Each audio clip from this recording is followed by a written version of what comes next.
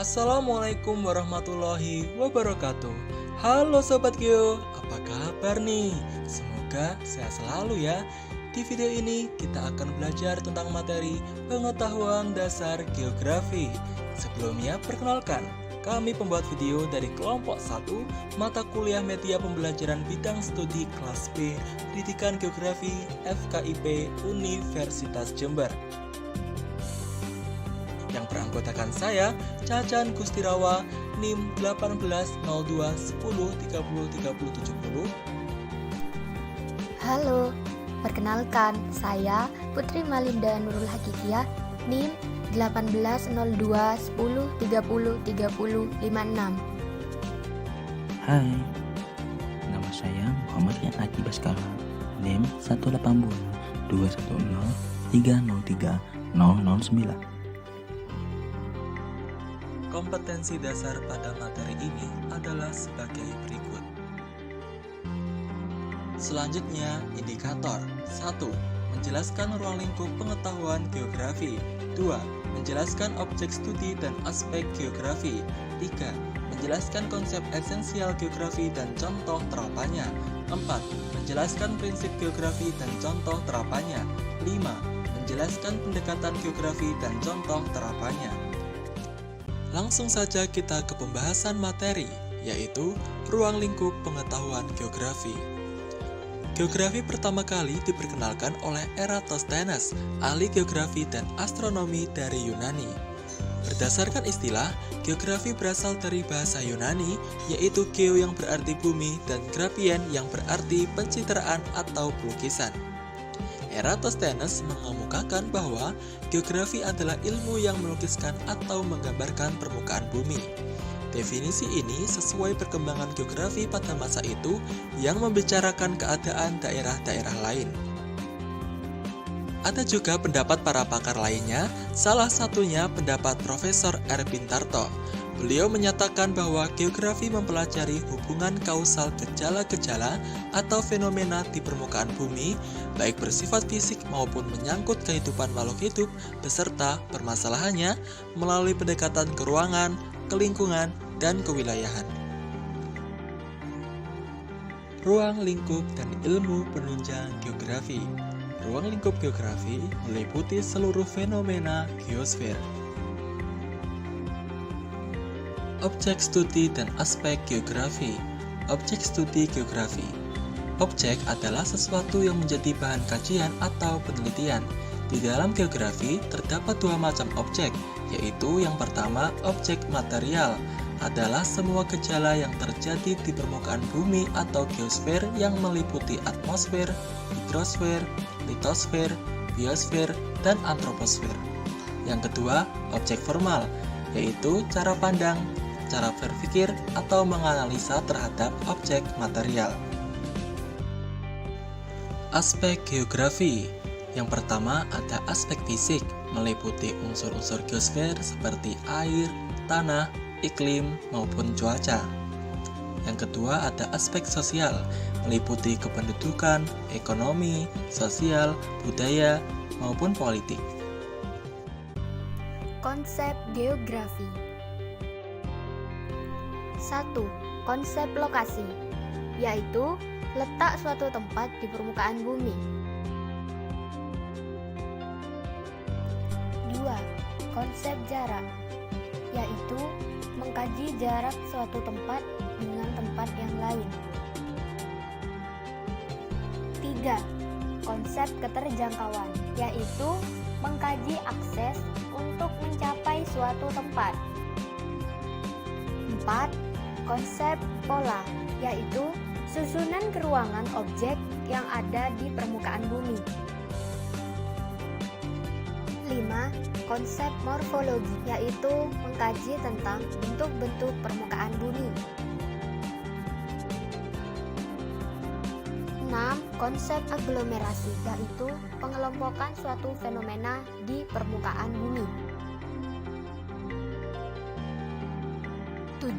Konsep nilai kegunaan, yaitu kegunaan suatu wilayah berdasarkan potensi yang dimilikinya.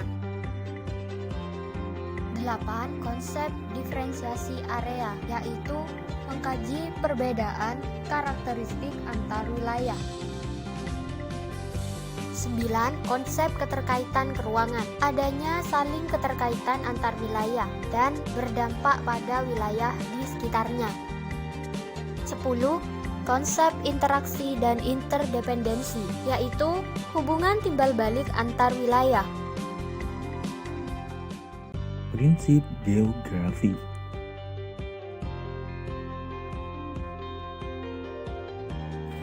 Prinsip deskripsi menjelaskan suatu fenomena berdasarkan peta, tabel, grafik, citra, dan lainnya.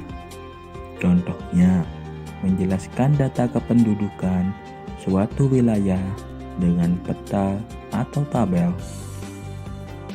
Prinsip distribusi menjelaskan tentang persebaran fenomena geografi.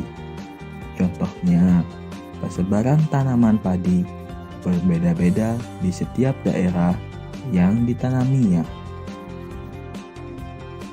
Prinsip interrelasi menjelaskan hubungan suatu fenomena geografi dengan fenomena yang lain dalam suatu ruang.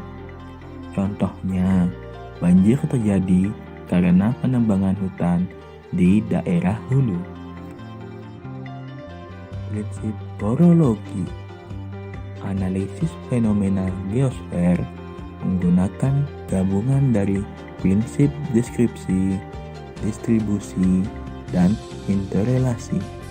Contohnya, terjadi banjir bandang di Kecamatan Ijen, Bondowoso, menyebabkan ratusan rumah warga terendam banjir. Penyebab banjir bandang adalah terjadinya kebakaran hutan dan pembalakan liar. Lanjut ke yang terakhir, yaitu pendekatan geografi. Hayo, ada berapa pendekatan geografi? Ya, jawabannya ada 3. Yang pertama, pendekatan keruangan atau spasial. Pendekatan keruangan merupakan pendekatan yang mempelajari keragaman ruang muka bumi dengan cara menganalisa setiap aspek keruangannya. Dalam pendekatan ini, peneliti akan mengkaji kesamaan dan perbedaan suatu fenomena geosfer melalui aspek keruangan. Aspek-aspek ruang atau spasial geografi yang dikaji meliputi faktor lokasi, kondisi alam, hingga kondisi sosial budaya masyarakat. Contohnya, sebidang tanah harganya mahal karena tanahnya subur dan terletak di tempat yang strategis.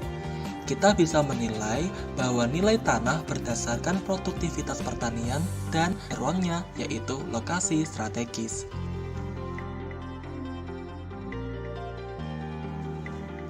Yang kedua, pendekatan ke lingkungan atau ekologi.